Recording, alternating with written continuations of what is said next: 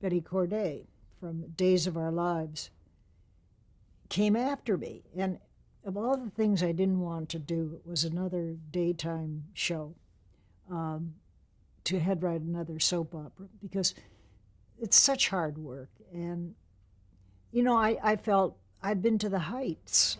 You I've been on every talk show I was on, interviewed by magazines and what have you, and doing Mary Hartman. I don't want to go back to that. Not, not that I put soap down at all. I think it's some of the best and hardest writing there is in television. But I didn't want to do it. But, it's really nice to be wanted. And I remember her taking me to lunch.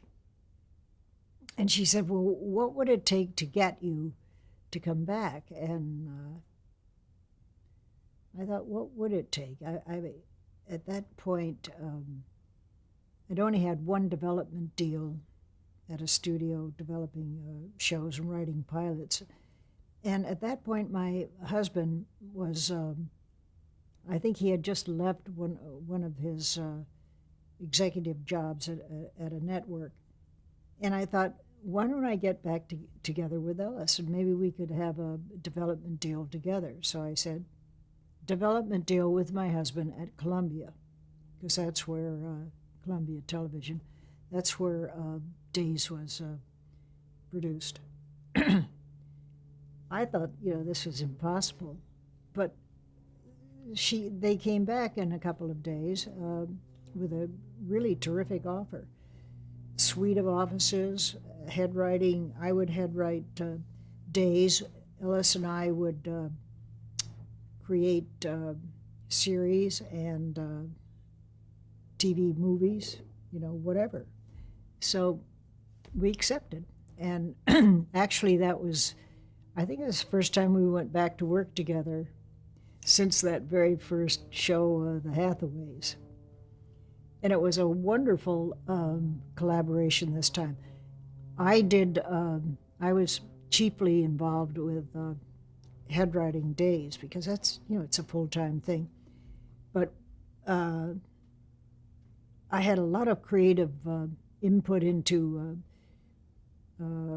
pilots that we created, none of which got on the air. But we did do a TV movie called Women at West Point. And that was a lot of fun. This was a movie about the first women accepted at the U.S. Military Academy at West Point. And it was Linda Pearl, Andrew Stevens. That was done in 81, I think, 81 or 2. Good movie.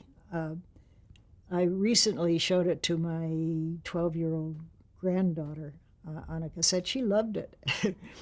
In fact, I was in touch with Lifetime channel. They're going to do something about the 200th anniversary of West Point. And I said, why don't you rerun this movie? It's about the first women, and they're looking into it. Maybe they'll do it. Anyway, we had there was a good experience, the deal at Columbia. Days of Our Lives, I was reunited with Wes Kenny, who was the executive producer. It was a very good show. I had a good time in that show. That was the one where all of the actors came and talked to me about their characters and what have you. And I had good relationship with just about everyone on the show, up until the time when I got very tired of doing it, which was about 3 years later.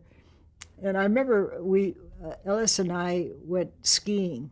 We went to Mammoth, and we got snowed in. I mean, the snow came up over the windows of the cabin we were staying. It was really scary.